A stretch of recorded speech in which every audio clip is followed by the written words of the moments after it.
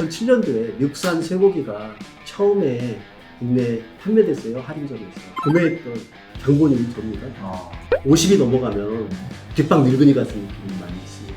그런 선택을 한 거죠. 조금 일찍 퇴직. 네. 근데 어찌 보면 지금 같이 다녔던 회사 동료들이나 네. 후배분들이 너무 자랑스러워하실 것 같아요. 왜냐면 지금은 자랑스러워요. 네, 진짜 베스트셀러 네. 저자가 되셨으니까. 네. 근데 이제 안녕하세요, 이정윤 세무사입니다. 최근 굉장히 화제작이죠. 그리고 책 제목이 굉장히 재밌습니다. 아들아, 돈 공부해야 한다의 정선용 저자님 모셨습니다. 안녕하세요. 예, 안녕하세요. 우리 예. 구독자분들에게 간단히 자기소개 부탁드립니다. 바로 작년까지 직장에서 직원으로 일을 하다가 작년도 9월 30일 날 퇴직하고 갑자기 뜬금없이 그냥 책을 좀 쓰고 싶어가지고 책을 썼습니다. 그래서 아들아 돈 공부해야 한다. 어떻게든 이게 베스트셀러가 돼서 세간에 좀 화제가 되고 있는 그 바로 저자인 정선용입니다. 고맙습니다. 아니 근데 정말 제가 이제 이 코너가 좀 베스트셀러 저자님들하고 대화 시간인데요. 뭐 매일 보잖아요, 이제 예. 순위를. 근데 예. 아들아 돈 공부해야 한다가 거의 한 2, 3주, 1, 2주 전부터 이렇게 순위에 올라와서 내려가지 예. 않고 있더라고요. 예, 근데 맞습니다. 일단 책 제목도 굉장히 궁금증을 유발하고 예. 가족 이야기를 처음에 안 물어볼 수가 없는데 왜냐면 제목이니까. 예. 그래서 자녀분이 뭐 아들, 딸 어떻게 있으시죠? 아들만 둘입니다. 그 가지가 안 좋다는 아들만 둘 있습니다. 200점, 따로 100점, 있는데. 50점 우리가 예. 이렇게 기준을 할 때 거의 뭐 거의 한 20점. 아래 점수인데요. 20점 낮게입니다. 네, 요즘 딸이 아들보다 낫다 하니까. 예, 맞습니다. 하지만 두 아들을 생각하면서 아들아 돈 공부해야 한다라는 책을 썼는데 예. 일단 저자님에 대해서 궁금한 거 몇 가지 먼저 여쭤보겠습니다. 예. 양력을 보면 예. 우리가 보통 전공을 살리는 대학생들 중에 전공을 살리는 분들이 있고 못 예. 살리는 분들이 있잖아요. 예. 근데 이제 전공을 식품생명공학과를 하셨는데 예. 그 이후에 이제 대기업 예. 그쪽 일을 식품 유통 일 쪽으로 하셨어요. 예, 양력에 보면 예. 좀 굵직한 기억나는 에피소드도 몇 가지 써주셨는데 예. 한번 직장 생활을 하셨을 때 예. 에피소드 몇 가지 말씀해 주시죠. 예, 알겠습니다. 직장 생활에서 제가 어떤 일을 했는가에 대한 것들을 먼저 좀 설명을 해드려야지 네. 듣는 분들이 좀 이해하기 쉬울 네. 것 같아서. 제 직장 내에서 직책은 머천다이저라고 합니다. 머천다이저라고 하면은 뭐냐면요. 공장에서 식탁까지 어떤 상품이 이동하는 전 과정에 대해서 관리하고 기획하고 그걸 판매할 수 있게 하는 모든 것을 전체 전 과정을 갖다가 통제하는 역할을 합니다. 그래서 경험했던 에피소드 한 3가지 정도만 좀 말씀을 드리겠습니다. 첫째 부분은 제가 입사는 1995년도 11월 달에 입사를 했는데 대학을 나왔잖아요. 대학을 나와서 유통업체를 딱 들어갔는데 처음에 저한테 일을 주어진 게 뭐냐면요. 배추 따듬는 거예요. 배추. 예. 그것도 배추를 갖다가 머천다이저가 잘못 계약 구매해가지고 안이 썩어있는 배추를 제가 한 400통을 신입사원으로 입사하자마자 다듬었어요. 그래서 이런 상품들을 갖다 이 뒤에서 대학을 나오든 뭘 하든 간에 직장 생활하면 이걸 뒤에서 다듬어야 되는구나. 그런 생각들을 그때 처음에 했었어요. 그래서 그 기억이 제 머릿속에 직장 생활 동안에 계속 좀 남아 있습니다. 뭘 하든지 간에 바닥부터 해야 되는구나 하는 생각을 그때 처음 해서요. 그 에피소드의 첫 번째 부분은 제가 배추 다듬고 그다음에 가끔가다가 이제 생선 쓰레기들이 나오거든요. 비닐을 담아가지고 생선 쓰레기 버리고 이런 역할들을 직장생활 처음에 했습니다. 그래서 그 부분에 대한 기억이고요. 두 번째 부분은 여러분들도 잘 아실 거예요. 아마 2007년도에 미국산 쇠고기가 처음에 국내에 판매됐어요. 할인점에서. 근데 그걸 갖다가 구매했던 장본인이 접니다. 그래서 미국에 출장을 가서 그쪽에 이제 패커라고 하는데 패커들하고 협의해서 그 미국산 쇠고기를 수입을 했습니다.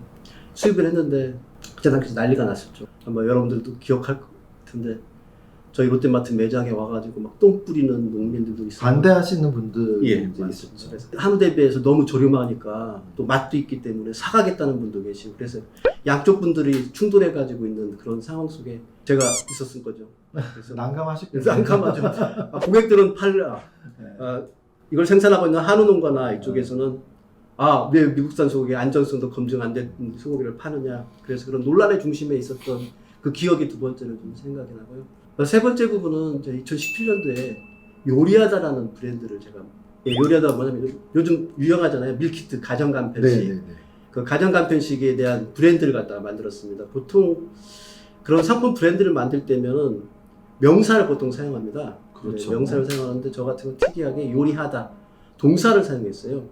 왜 동사를 사용했냐면 보통 상품은 그냥 고객들이 사가서 그대로 해서 가볍게 렌즈업만 해가지고 보통 드는 게 가정간편식의 일반적인 형태인데, 저는 거기다가 고객이 요리에 좀 참여할 수 있게 만들자, 그래서 이런 동적인 요소를 좀 부과해보자 해서 요리하다는 브랜드를 만들었고요. 우리가 어려운 영역에 있는 뭐 튀기고 볶고 하는 것들은 잘 저희가 하고요. 고객들은 가볍게 거기다가 피망이니 버섯이니 살짝 넣어서 하는 인류 요리집에 가서 먹을 수 있는 그런 요리를 갖다가 직접 할 수 있게 그렇게 만들어졌습니다. 그렇게 만든 이유 중에 가장 큰 게 뭐냐면요, 이 주부들이 인스턴트 식품을 갖다가 애들한테 먹일 때 길티 마인드라서 죄의식이 있어요. 그래서 그럴 때 죄의식을 좀 사라질 수 있게 가볍게 피망이라도 넣고 버섯이라도 넣고 해서 요리를 만들면 그런 길티 마인드 사라지게 해서, 그래서 히트시키려고 했었는데, 사실은 이런 부분에 대한 역할들을 고객들한테 충분히 홍보를 못해서 그런지 사실은 요리하다는 그렇게 성공적인 브랜드로 런칭하지 못했습니다. 이 세 가지 부분이 사실은 그 제가 했던 직장 생활하면서 가장 기억에 남는 세 가지 기억입니다. 책 내용 하기 전에 네. 이제 이력을 말씀하셨으니까 생각나는 게 뭐냐면 네. 우리가 이제 뭐 피터 린치의 책에도 전설의 투자자 책에도 굉장히 강조한 부분인데 네. 초보 투자자들 같은 경우는 생활 속에서 종목을 발굴해라. 네. 내가 하고 있는 일과 관련돼서. 예. 그럼 우리 저자님께서는 네. 음식 유통 일을 20년 이상 하셨으니까 그쪽 음식용업이나 유통 쪽 예. 산업을 많이 남들보다 평균적인 남들보다 많이 이해하실 거 아니에요. 예. 혹시 주식 투자를 하실 때 예. 음식용업이나 유통업 종목들을 매수하신 적 있으시나요? 우리 사주 이후에는 맞습니다. 저 우리 사주 이후에는 한 적이 없고요. 자, 그러면 예. 이제 다음 질문은 그렇게 식품 관련 유통 일을 하시다가 예. 작년에 퇴사를 하셨잖아요. 예, 그렇습니다. 그 퇴사는 그러면 뭐 정년퇴직이신가요? 아니면 어떤 큰 뜻을 품고 하신 건가요? 그러니까 요즘 사회적 분위기가 사실은 50이 넘어가면 직장에서는 특히 대기업이나 이런 데서는 뒷방 늙은이 같은 느낌이 많이 있습니다.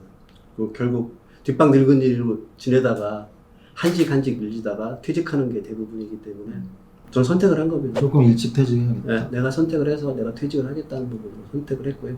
후배들한테 더 이상 뒷방 늙은이로 비춰지는 모습은 보이기 싫어서 사실. 근데 어찌 보면 지금 같이 다녔던 회사 예. 동료들이나 예. 후배분들이 너무 자랑스러워 하실 것 같아요. 왜냐면 지금은 자랑스러워. 예, 진짜 베스트셀러 예. 저자가 되셨으니까. 예, 근데 이제 이 저자가 된 배경에는 예. 퇴사하시고 나서 국내 뭐 최대 그런 회원을 거느리고 있는 카페, 부동산 스터디 카페라는 데에서 글을 올린 걸로 알고 있는데 예. 그 글들을 모아서 책으로 내신 걸로 알고 예, 있는데 맞습니다. 첫 번째 글을 올렸을 때 그런 마음가짐은 이거를 왜 올리신 거죠? 처음에 올리신 아까 말씀드렸듯이 막막함이 있어요, 사실은.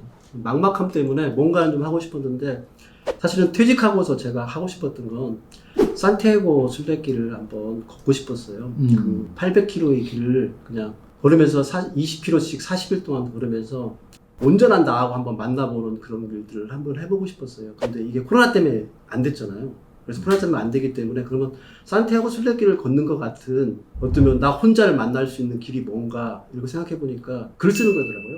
그래서 글을 쓰는 걸 통해서 나를 만나고 싶었어요. 그 만나는 중심에는 뭘 두고 싶었냐면 사실은 돈이라는 걸 두고 싶었어요. 경제. 그러니까 제가 25년 직장 생활을 했는데도 막상 퇴직할 때 되니까 막막함을 느끼는 이유가 뭘까 하는 부분들을 한번 풀어내고 싶었어요. 그래서 돈에 관련된 주제를 해서 그걸 한 편 한 편 써나가고요. 그런 부분들이 쌓여가지고 51편이 된 겁니다. 그래서 이 51편을 출판사에 연락이 와서 책으로 만들어지는 그런 과정들을 겪은 거죠. 그러니까 처음에 계획이나 의도 하나도 없었고요. 그냥 산티아고 순례길 대신에 글 쓰는 순례길을 한번 해보자, 그런 정도의 생각을 가지고 있었습니다. 저는 이제 경험을 굉장히 중요하게 생각하는 사람인데 예. 저자님의 말 속에 다 묻어나는 그것들을 저는 대체시키지 못할 것 같아요. 무슨 뜻이냐면 책 표지에도 써있어요. 직원으로 시작해라. 그러나 직원으로 살지 말라. 예. 근데 이 말은 저자님은 강하게 말씀하실 자격이 있으시죠. 왜냐하면 95년부터 20년 이상 직장 생활을 하셨고 직장인이 아닌 상태에서 이 책을 쓰셨으니까. 근데 저는 뭐 사실 직장 생활을 그렇게 오래 하진 않았거든요. 그래서 이 책이 더욱더 궁금해지고요. 책 내용 전에 마지막으로 하나만 더 질문하고 싶은 게 있는데, 지금 현재 퇴사하시고 나서 베스트셀러 작가이시기도 하지만 또 학교에서 박사 공부를 하고 있는 걸 알고 있는데, 저도 뭐 석사까지는 공부를 했었는데 박사가 정말 어려운 부분이잖아요. 논문 통과하는 것도 정말 몇 예. 년 걸리는 선배들도 본 적도 있고, 근데 박사과정에 도전했던 이유, 그리고 박사과정을 하기를 딴 이후에 최종적인 목표가 혹시 있으신가요? 예, 박사과정을 하고 있는 과가요. 전혀 저하고 관련성이 없는 그런 경영학 이쪽이 아니라 사실은 식품유통경제학과입니다. 그래서 식품유통경제에 대한 것들을 공부할 건데, 이게 식품유통경제가 좀 포괄적이긴 한데, 압축해서 말씀을 드린다면 사실은 신선식품, 농축, 수산물에 대한 유통과 그 과정들에 대한 것들을 공부하는 과정입니다. 그래서 예를 든다 그러면 지금 요즘 많이 활동하고 있는 스마트팜이라는 거 혹시 들어보셨는지 모르겠는데, 네. 스마트팜이 뭐냐면요, 이건 현재 가지고 있는 우리 농촌에 있는 모든 여건들 자체가 밭이나 논에 의해서 만들어질 수 있는 농작물들은 한계가 이미 봉착됐기 때문에 공장화시켜서 실질적으로 자동화되고 편리하게 하고 효율적으로 해서 그분들의 일손들을 들어주면서 훨씬 더 생산성을 높이는 형태의 그런 비즈니스를 새롭게 좀 구상하고 싶었어요. 제가 유통에서 경험했던 유통에 대한 경험들, 그리고 지금 박사과정이나 이걸 공부를 통해 가지고 생산 쪽에서 스마트팜에 대한 생산에 대한 공부를 해서 이 두 가지를 접목시켜서, 그리고 모든 건 그런 것 같아요. 현장과 실질적 이론과 이런 부분들이 전면하게 전매됐을 때 시너지는 나는 것 같아요. 그래서 이 두 가지를 갖다 접목하고 싶은 생각 때문에 박사과정을 좀 지원하게 됐습니다. 너무 좋은 말씀이네요. 4차 산업혁명이 결국은 예. 기존에 있는 산업과 예. 미래 산업이 이렇게 융복합되는 거라고 본다면 예. 스마트팜 같은 경우 대표적인 그렇죠. 산업이라고 할 수 있죠. 예. 굉장히 좋은 의도로 예. 박사 지금 공부하고 계시니까 나중에 좀 계획하신 대로 예. 모두 이루시면 좋겠습니다. 자, 이제 알겠습니다. 본격적으로 예. 우리 구독자님들이 궁금해하실 책. 예. 이 책 표지가 진짜 예. 궁금할 수밖에 없어요. 왜냐하면 젊은이들이 궁금할 것이고요. 예. 그리고 또 하나는 학부모님들이 궁금하실 겁니다. 그리고 책 제목이 아들아 돈 공부해야 한다. 해야 한다. 약간 당위적인 의무적인 거죠. 그러면 직장인으로서 내가 돈 공부를 안 해서 약간 후회되나 이런 느낌도 들고, 한번 책 내용을 하나하나 보겠습니다. 저는 원래 머릿말이나 목차를 예. 보면서 예. 저자님의 의도를 좀 간파하거나 파악을 하려고 노력하는데 예. 저는 첫 문장이 너무 마음에 들었어요. 이게 머릿말이 첫 문장이 착 마음에 드는 책이 흔하진 않거든요. 예. 근데 이 첫 문장 너무 마음에 들었던 게 그냥 한 줄 써 있습니다. 25년 동안 쉬지 않고 일했는데 왜 아직도 이렇게 살기 힘든가? 25년 일하신 분들은 이 말씀을 듣고 진짜 눈물이 날 수도 있을 것 같고요. 또는 이제 막 신입사원으로서 일을 하면서 되게 답답함을 느끼실 수도 있겠죠. 이 저자님이 한 줄로 표현한 게 25년 동안 쉬지 않고 일했는데 왜 아직도 이렇게 살기 힘들지? 이 문장에 대해서 간단히 한번 좀 의미를 설명해 주시죠. 아직 책을 못 읽으신 분들이. 예. 어떤 분들은 이 제목과 그다음에 여기 뭐 50억 부자 아빠의 현실 경제 수업 하니까 제가 혹시 뭐 직장 생활하는 동안에 모든 걸 다 준비해주고 지금부터 내 삶을 즐기겠다는 파이어족인 줄 생각하는데 저는 그게 아니었습니다. 아니죠. 저는 전혀 그게 아니고요. 작년도 9월 30일 날 딱 퇴직하고 나오는 순간에 진짜 막막했어요, 솔직히. 제가 가지고 있는 자산이 50억이 있는데 이 자산 50억은 사실은 안고 있는 거예요. 자산하고 소득하고는 다르잖아요. 그냥 내 집이 세 채 가지고 있고 일부 땅에 있고 그다음에 현금 자산 조금 있는 것들 때문에 안고 있는 거지 이게 내 소득은 아니잖아요. 그렇다 그러면 내가 소득을 벌기 위해서 뭔가를 하면서 내 스스로 해야 될 일들을 해야 되는데 뭘 해야 될 건가 너무 막막한 거예요. 그래서 이 막막함 때문에 사실 이 얘기를 한 겁니다. 내가 25년 이렇게 했으면 이때쯤이면 우리 부모님 세대들은 나머지 인생을 즐기겠다는 생각으로 편안하게 퇴직도 하고 은퇴도 하고 이렇게 하는데 왜 나는 아직도 이렇게 막막함을 느낄까? 그 막막함 속에는 저는 이게 있었던 것 같아요. 내가 25년 동안 대기업에서 임원까지 했을 때 주변에서 막 날 대단하다 그렇다 그걸 받들어주고 그다음에 애우해주고 했던 이 모든 것들이 사실은 직장을 퇴직하는 순간에 하나도 남아있지 않다는 거, 그 모든 것들이 내 것이 아니었다는 거, 그 생각이 들었던 게 훨씬 더 강했던 것 같아요. 그럼 내 것일 수밖에 없는 것들은 사실은 돈, 경제적인 실제로 내가 활용할 수 있는 토대가 있는 것들, 물질적이든 삶의 어떤 기반이 될 수 있는 토대를 가지는 것들을 내가 스스로 가지고 있는 것들 이외에는 없을 거라는 생각이 그때 들어서 그래서 막막했어요, 사실. 어찌 보면 막막함의 표현이네요. 25년 됐는데. 네.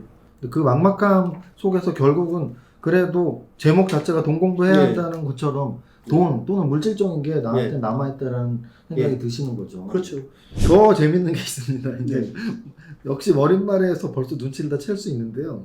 저 같은 경우는 책을 지금 3권 썼는데 사실 아내에 대한 거 머릿말에 이제 이름 정도, 뭐 감사합니다. 감사해. 요 정도만 있지 책에 사실은 등장할 필요도 없고 등장을 시킬 일도 없었죠. 근데 이제 이 아들아 돈 공부해야 한다는 저자가 분명히 정선용 저자님임에도 불구하고 예. 머리말에 이제 아내분 얘기가 막 나와요. 근데 예. 이제 아내분에 대한 그 수식어가 뭐라고 써 있냐면 아들아 너희 엄마가 경제 감각이 뛰어났기에 망정이지 뭐 이런 내용도 있고 아내분 나는 잘 재테크를 못했는데 아내분이 잘했다라는 얘기가 곳곳에 나옵니다. 내용 해석까지도 엄마에 대한 이야기 아내에 대한 이야기 그래서 좀 그 부분은 분명히 짚고 넘어가야 된다. 그래서 아내분에 대한 자랑을 하시던지 아니면 뭐 도대체 책에 왜 아내분을 등장시킨 겁니까? 사실 아내에 대한 얘기하려면 할 얘기가 아마 밤새워도 모자랄 만큼 할 얘기가 많은데 첫 번째 부분 얘기를 좀 드린다면 우리 이제 결혼하려고 할 때 얘기를 잠깐 드릴게요. 사실 저 결혼하려고 할 때 그 흔한 말로 불알투족밖에 없었습니다. 아무것도 없는 남자였는데 그렇기 때문에 아내가 이제 저한테 이제 시집 온다고 그랬을 때 제가 해줄 수 있는 게 아무것도 없었어요. 그러니까 우리 부모님도 그렇게 넉넉한 사람이 아니었기 때문에. 근데 아내가 다른 여자 같았으면 애물을 뭐 해달라, 진주해달라, 뭐 해달라, 뭐 해달라 이런 얘기 했었는데 아내는 내 사정을 딱 알아서 그랬는지 딱 한마디만 하더라고요. 자기야 나는 그냥 금으로만 해줘. 그래서 다른 애물 하나도 안 해주고요. 금만 해줬어요. 근데 나중에 아내한테 물어봤어요. 왜 그랬냐 그러니까 진주나 다른 보석류들은 가치가 다 떨어져가지만 금은 내가 가지고 있으면 경제적 가치는 다 올라가기 때문에 나는 그래서 금을 선택했어. 이 정도 경제 감각입니다. 대단하시네요. 예. 첫 번째 내가 아내한테 놀랬던 건 그 부분이에요. 애물을 갖다 금으로 받는 건 그때 당시 아내가 24살인데 24살짜리 그 여자가 애물, 진주 이런 것들 받고 싶었을 텐데 그냥 금으로 다 받겠다고 했던 부분은 남달른 부분이 있었던 거예요. 그 부분하고 생활하면서 지독하리만큼 어떻게 보면 아내는 전략하는 스타일이에요. 절약. 다른 모든 사람들이 뭐 돈을 모았다 그러면 소득이 높았다고 생각하는데 저는 사실은 소득이 높은 사람은 아니었어요. 첫 번째 다녔던 회사는 부도도 났고 했기 때문에 소득이 높았던 사람이 아니고 사실은 아내가 소비를 아껴가지고 동잣돈을 모아서 한 부분입니다. 그러니까 소비를 어느 정도 아끼냐면 불필요한 부분들을 쓰지 않아요. 예를 들어서 설명을 드리자면 애들하고 외식을 한번 가잖아요. 우리 아들 저하고 저하고 4명이 갑니다. 그러면 저는 이제 4인분을 시키려고 그래요. 고기, 뭐 돼지갈비라도. 아내는 3인분만 시켜라. 3인분이도 충분하다. 공깃밥 먹으면 되지. 네. 나는 가오가 있다. 4인분 시켜라. 그리고 그 자리에서 종업원 앞에서 서로 이제 말다툼하고 이런 일들도 있고 그만큼 효율적인 소비를 합니다. 아내는. 정확한 표현이네요. 효율적인 소비. 그러니까 소비를 자기가 할 수 있는 소비를 아끼는 게 아니고요. 가장 효율적인 소비를 해서 거기에서 모여지는 돈들을 갖다가 차곡차곡 모으는 겁니다. 이게 두 번째 부분이고요. 세 번째 아내가 가장 뛰어난 건 역시 경제 감각이에요. 투자에 대한 경제 감각. 솔직하게 말하면 집이라는 건 그냥 주거용이다. 사는 곳. 네, 주거. 사는 곳 이 정도의 의미인데 아내는 그게 아니라 투자 자산이다. 아내가 그렇게 표현하지 않았는데 나중에 제가 조사해서 이렇게 보니까 사실은 인류 역사상에 가장 안전한 투자 자산이 땅이었대요 보니까. 그 다음에 집이었더라고요. 그러니까 아내는 땅과 집에 대한 것들은 이건 투자 자산으로 결코 자신을 배신하지 않을 거라는 이런 생각들을 가지고서 투자를 한 거예요. 그러니까 종잣돈을 모으는 것마다 대출과 갭 투자 해가지고 부동산에 투자를 한 게 그게 아마 제가 작년 9월 30일에 퇴직하는데 그래도 이 돈이라도 있으니까 큰 도움이 돼요. 마음도 아내의 이해가 재테크. 되죠. 그렇지 않았으면 더 막막했죠. 그러니까 후배들 멋있게 이 선배는 과감하게 퇴직할게. 자랑을만 한대요. 네, 근데 갑자기 제가 후회되는 게 네. 아내분하고 인터뷰를 했네. 근데 아내는 행동파인데 이론적인 정립을 하고 말을 잘 못해요. 아내는 성격이 급해가지고 제가 이렇게 차분하게 이렇게 설명하니까 아내가 했던 것들이 이렇게 설명이 되지. 아내 여기다 데려왔으면 아마 지금 이 얘기에다 흥분해가지고 말을 못했을 거예요. 저는 궁금한 게 그럼 정확히 점수를 매길 수야 없지만 수치화 시킨다면 만약에 아내분이 이런 소비 습관이나 투자 지식도 투자 실행력 이런 걸 100점으로 봤을 때 저자님은 아내분이 100점이면 저자님은 몇 점 정도 되실 것 같은가요? 저 솔직히 60점 하지만 이 책의 베스트셀러가 된 이유는 그 아내분의 그런 성공담 분명히 녹여있고 또 아까도 말씀하셨지만 저자님이 이론적인 부분 이런 거를 쉽게 설명했기 때문이에요. 그래서 이제 책에 한번 본격적으로 어떤 내용인지 보겠습니다.